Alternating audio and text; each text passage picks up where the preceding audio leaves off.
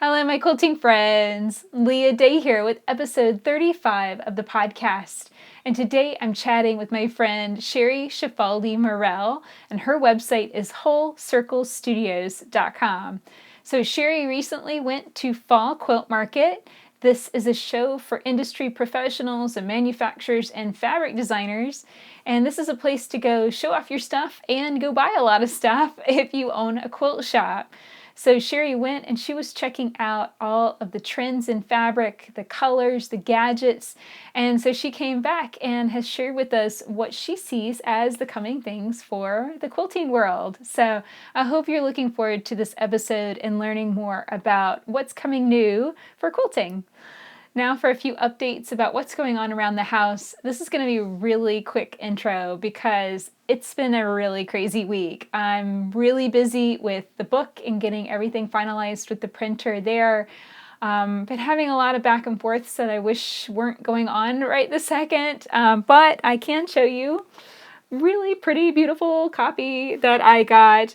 So if you are listening to the audio, I'm holding up a copy of my new book, Explore Walking Foot Quilting with Leah Day. It came in at 147 pages, which is pretty big. It is really beautiful, and I couldn't be more happy with how it came out. The back and forth in printer is just like, that image needs to be smaller, that image needs to be like more DPI, and like all that technical stuff that is just, oh gosh, it just makes me want to bang my head against a wall, honestly. I mean, it's one thing to do something amazing and creative and write quilt patterns, which is also very technical and math oriented and stuff, but it is another thing to be like, dealing with computer programs and trying to click the right button to get it to do what I want, and it's not even me, it's my layout artist and kind of that whole back and forth and stuff like that. So it's a lot, it's slow and frustrating. And I don't mean to complain because I still feel very, very happy with how everything is going. But it is that final challenging portion of the event that really gets everything taken care of, and it's kind of like, I guess, if this was my baby, then I would be in transition right now, giving birth. So if that puts it in perspective for you, maybe it does. I certainly remember transition whenever I was giving birth to James. It was not fun, but it was definitely at the end, and things were getting serious then. So I hope that helps put it in perspective. You can still pre-order a copy of the book at leahday.com/walkingfoot. You can find the print version. You can also find an ebook version. And so that either way, whether you go with print or ebook, it will arrive. Print books are shipping on or around the December 1st. The ebooks will arrive on December 1st in your email inbox, obviously. So I hope that you'll come and pre-order a copy and get it for the absolute best deal that you can get it for, and also show your support and enjoy learning how to do walking foot quilting with me. I had such a good time writing this book, and I definitely plan on writing more. Now for what else is going on, I have gotten back into machine embroidery, and this is something that it's kind of like I picked up and set down, and this project in particular has been one that's been in progress for almost 3 or 4 years now. So it's a little landscape. Let me describe it. It's a motif, a circular motif with a landscape, green landscape, and then swirling water in the sky, and then a bright white moon, like a crescent moon, and it's all stitched in thread, but it is machine embroidery, which means that I stuck this on my embroidery machine and hit a button, and it did it all by itself, which is super, super nice. So of course, stitched out multiple versions of it. Have another design that is a tree. So it is a brown tree with the kind of either a moon or a sun kind of coming up behind it. And again, nice green landscape underneath. So these designs are kind of my first really like trying to take something very artistic and free motion quilted and then digitize that. And I think that they came out really, really good. The problem is that then it was like, oh, well, let's turn it into this. Let's turn it into a motif that I could like put on the back of a shirt. And then it was, oh, let's turn it into a coaster. So let me finish the back and with a circle. And so it can be like a mug rug coaster for my table. And that was cool. But then it was like, oh, if it can be like this, then it could also be a change purse. So let me make a change purse. So you can see, and just never stopped becoming something more. And then by the time I got to that point, it was like, oh, but I don't really know what I'm doing. And like all that fear stuff kind of kicked in, and I just started to question whether I was doing anything right. And I just set it down. I'm just, that was it. Those files stayed on my computer, but I just kind of set it down and walked away from it. So I'm trying to get back to this and finish it, write the instructions, get everything done, so that way I can release it, and it will be released as 3 options. You have a motif, you have a coaster, in the hoop coaster project that'll stitch out something like this, and then you have an in the hoop fully lined zippered pouch, like a little change purse too. So I'm hoping to be able to create all 3. No idea when that will be done, but I am actively working on it, and trying to work through that kind of fearful stuff behind it. And a lot of that just comes from experience. I had a great reaction though this last week to when I published the video on machine embroidering a quilt tag. So definitely go and check out that video. I had a great response to that, and it was a really popular video. So that really let me know, hey, there's room for more videos on that topic. I should definitely do more. So that's exciting. As you can see, I have a little quilt here, and I've been working on her. So this is Eternal Love.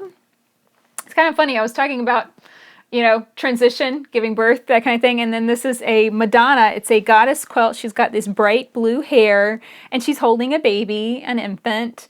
So this is fusible applique. And so I'm going through and doing a blanket stitch all around all of the raw edges, so that way it won't end up going raw and fraying. And I have debated applique a lot. I mean, there's so many different methods out there. There's so many ways that you can do it. I have different preferences, it seems like every other week. And I debated, what to use on this goddess. This is a new pattern that I'll be coming out with soon. And I debated a lot of different methods, and ultimately fusible applique came up as just not necessarily the easiest, but just the one that more people prefer or understand. And then 2, time-wise, I can't really go in going, okay, well, let's turn the edges of everything.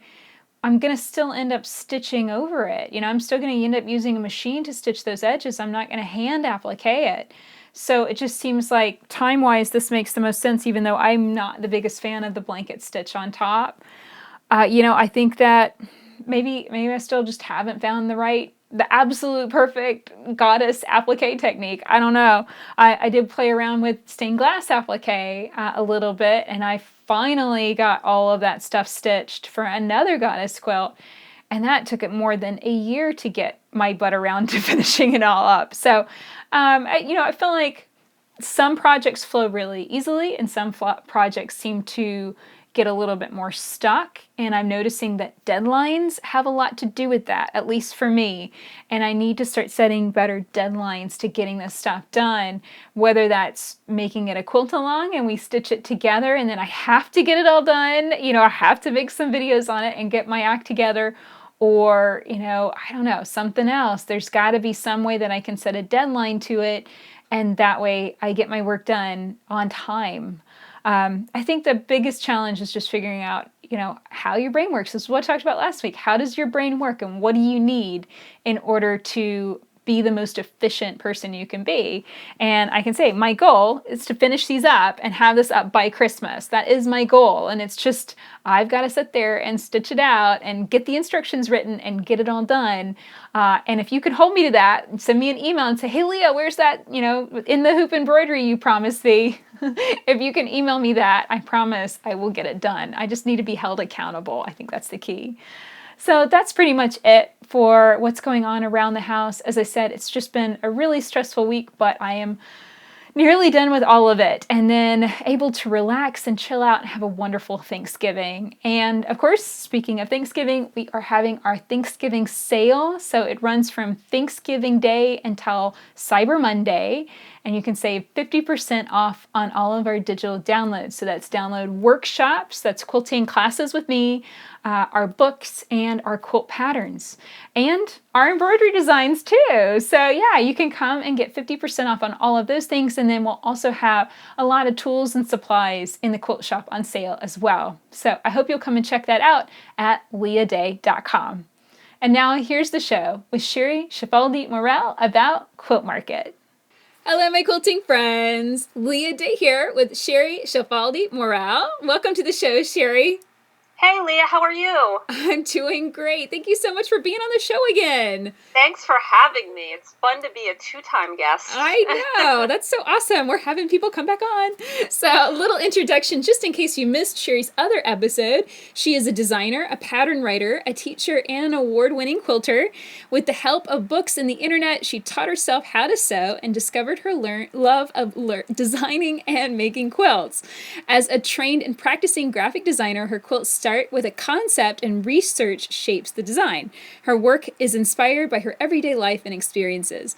Sheri strives to make beautiful objects that inspire others to make and learn by providing clear instructions and encouragement. In 2016, she was awarded the first annual Craftsy Quilt Designer Fellowship.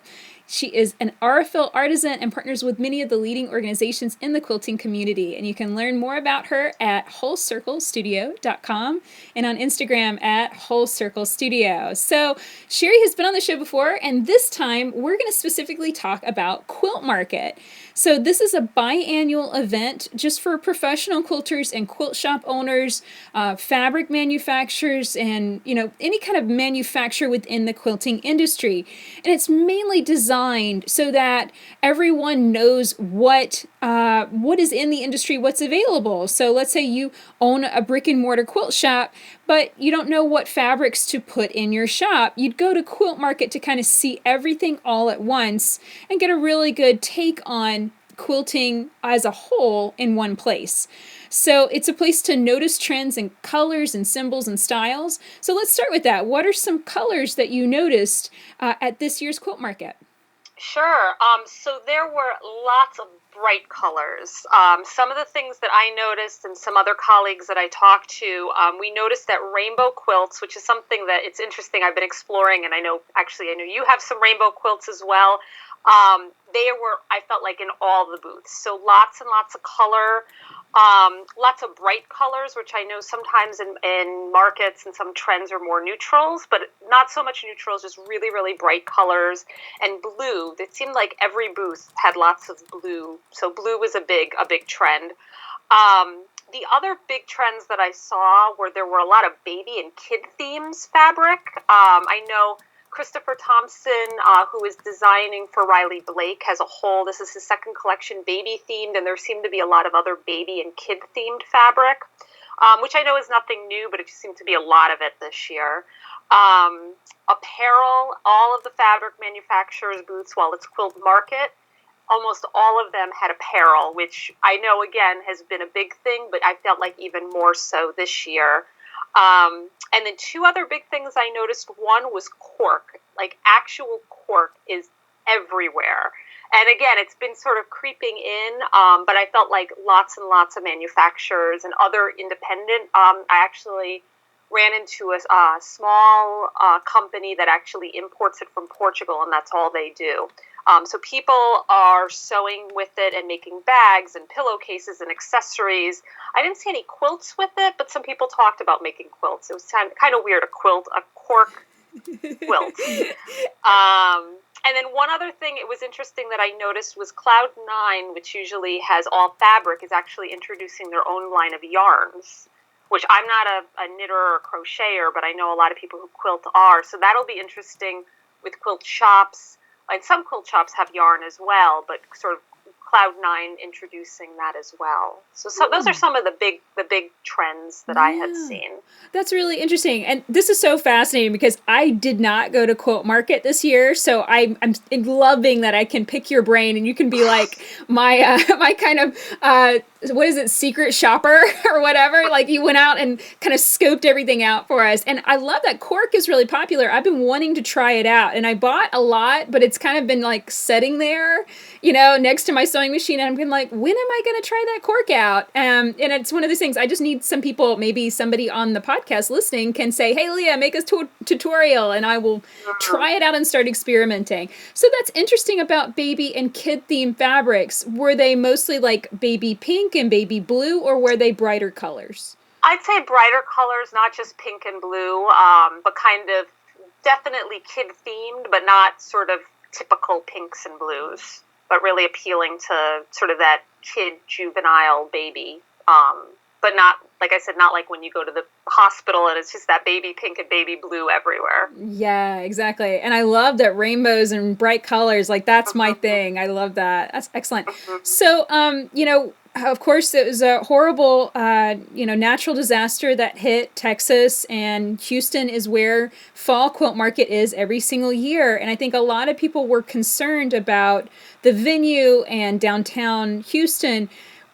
Do you think attendance was a little down, or what was your perspective on attendance coming to the show?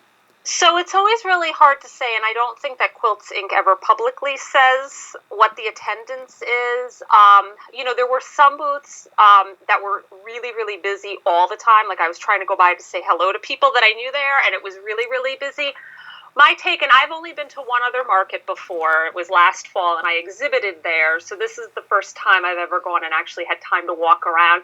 It did feel quiet to me, but I don't know if it's necessarily because of what happened in Houston. And it was interesting. I know a lot of people were concerned about it, concerned obviously for the city, but also what it was going to be like. And Houston was definitely ready for everyone, which was awesome. It felt really great to support the city too, because people who work at the convention center and the hotels and all of that, if people didn't come, then they don't have jobs, and that's sort of a double whammy.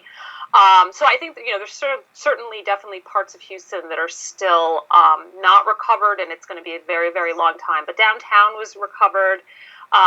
For those of you who have been to market before, have known that the last few years there's been tons of construction around the convention center. It is all done. It was beautiful, and the park was beautiful, and there's lots of eateries, and it just had a really great vibe to it. I actually posted some photos of it.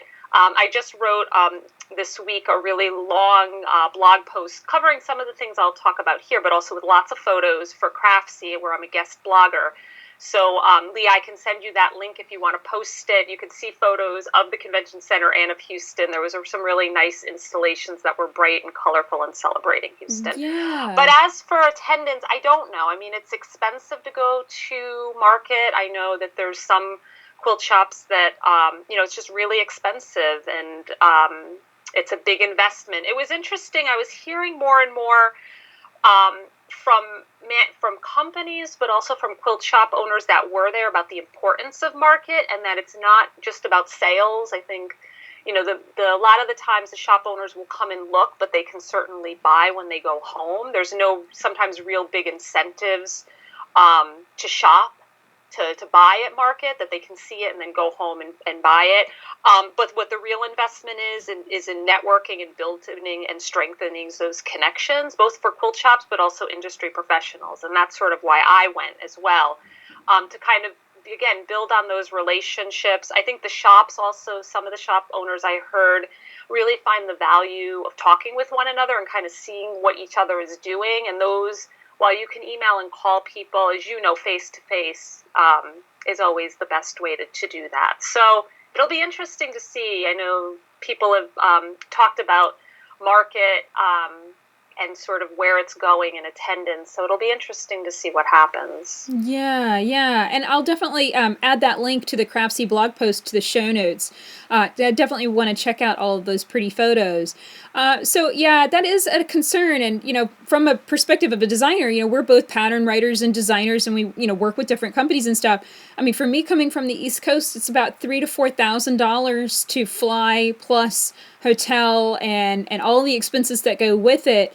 and I'm not selling something there, and I kind of have to look at not just the expenses of going, but also the expenses of being away from my business for that Mm-hmm. length of time too. And that's why I've been, what my advice is space out your visits. So go and try and hit as much as you can and do as much as you can with as many different people, and then kind of take a break for maybe a year or two, and let those relationships build and keep in touch and that kind of thing. And I do like that idea of just, I think everyone likes to have a conversation with someone that does something similar, and it's so nice to be able to talk with someone that understands the same struggles, that understands what it's like to run an online business or to run a brick and mortar shop. I completely understand that.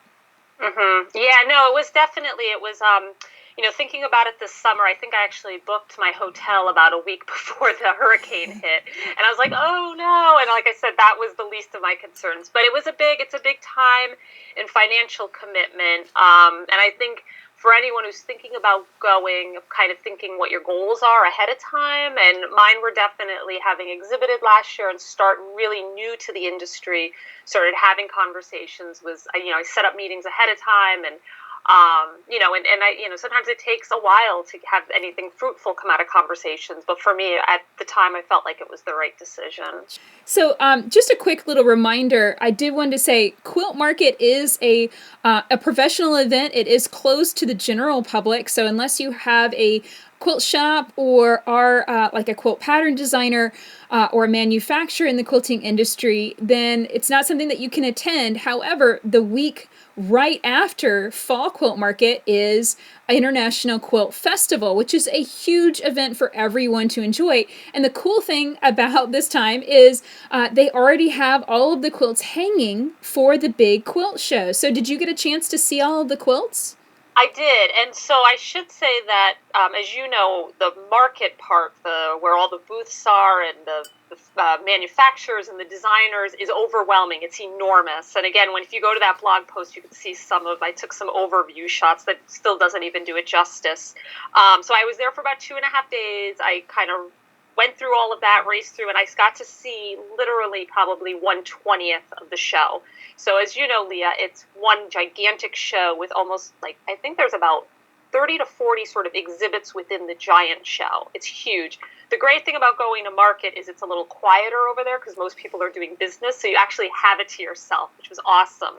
So I was able to go through, I kind of prioritized, and for me, I really wanted to see the Modern Quilt Showcase, which was sponsored by the Modern Quilt Guild, which I'm a member of, and I also had a quilt in the show this year, which I was super excited about.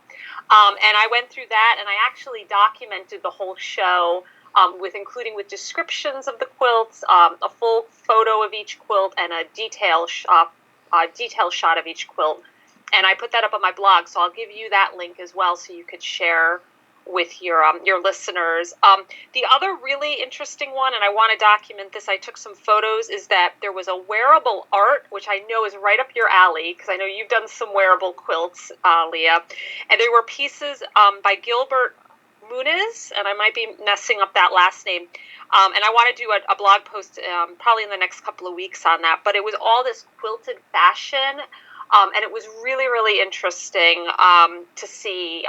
They were like coats and dresses, and there was one coat. It was like, I think the title had something like "Accidental Wardrobe," and it looked like it was designed so that it was backwards. So like the back of the coat was actually the front, and vice versa. But the embellishments and the embroidery and the quilting of all of the pieces were beautiful. That sounds amazing. Yes, I love costuming. And the last time I heard anything about the wearable portion is that they had taken it out of the show, but that was many, many years ago. So I just Oh. kind of assumed that it stayed out, but I guess they brought it back. So I'll Oh, have I to. didn't know that was a regular thing. Well, it was several years. I mean, this was probably maybe 6 years ago whenever I heard that it got taken out. And then I just kind of shrugged my shoulders and said, oh well.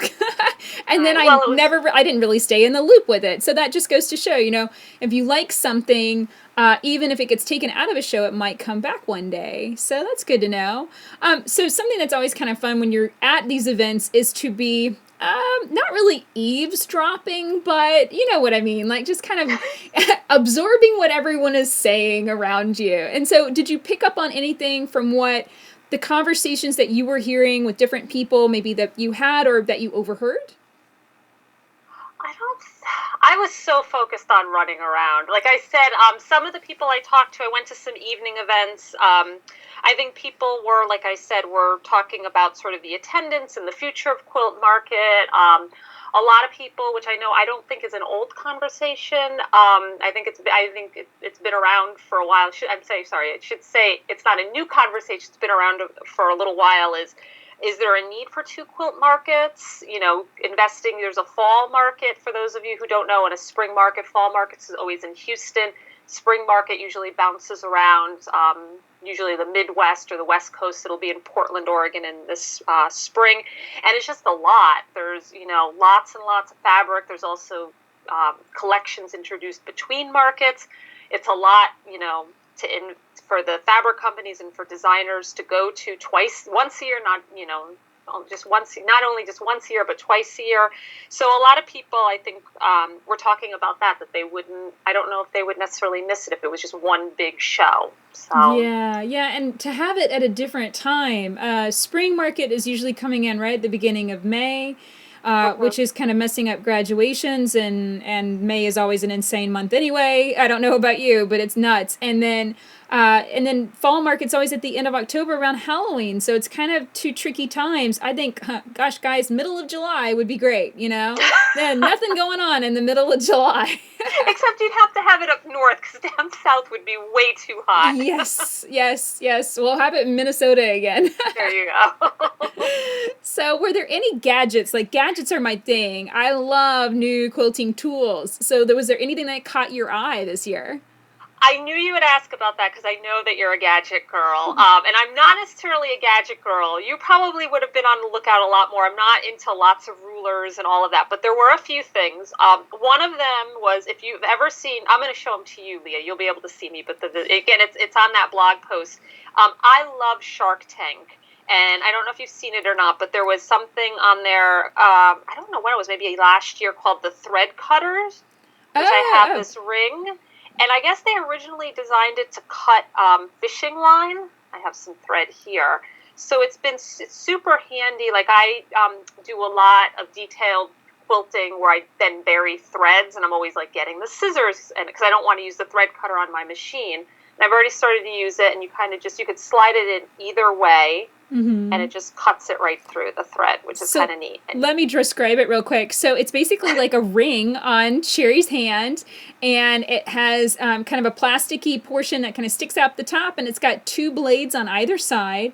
And yeah, it's really small. Is it pretty lightweight? It's totally lightweight. It's plastic. The majority of it's plastic, and then sort of the ring part is sort of this thick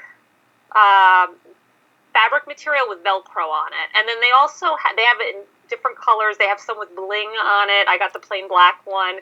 And they also have a version that sticks to the front of your sewing machine, which most sewing machines have them on the side or the back, but I guess sometimes the front would be handy to have. So being a Shark Tank fan and seeing that, I was kind of excited about that. So I picked one of those up. Also, I recently went to the eye doctor. My eyesight got worse, and the eye doctor was asking me what I do in my free time. And I said I do a lot of handwork, and they said, you need better lighting. What are you using? And of course, my husband totally agrees. So the Daylight Company was there, and I don't have it up here. I actually picked up, I have two items from them. One is a very sleek LED lamp, which is lightweight, and it gives off really great bright light. And I've only been using it for a few days, but I've already noticed a huge difference. It also has been helpful to photograph. It has the LED, the color of it is a natural daylight, so it's great for photographing, so sort of dual purpose.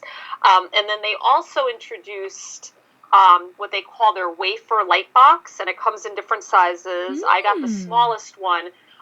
But it's great, and I haven't used it yet, but I can imagine it's really great for paper piecing, and also, I'll turn it on for Leah, you can see how bright it is. That is, whoa, like Sheri's face just completely flashed out from the light box. And it's super thin super, super thin and super light, and just also really, really slick, clean looking design, which I'm all about.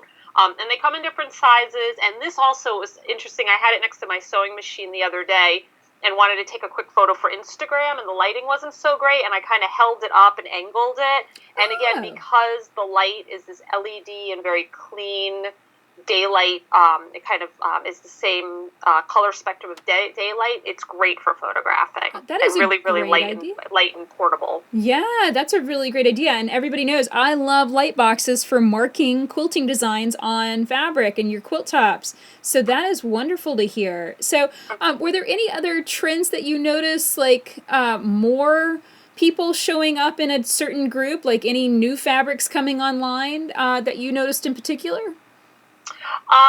There was and I don't know if they're new, and again, I haven't been around, but the Studio E fabrics, I've seen a lot of buzz the last couple of months especially, and they had a presence.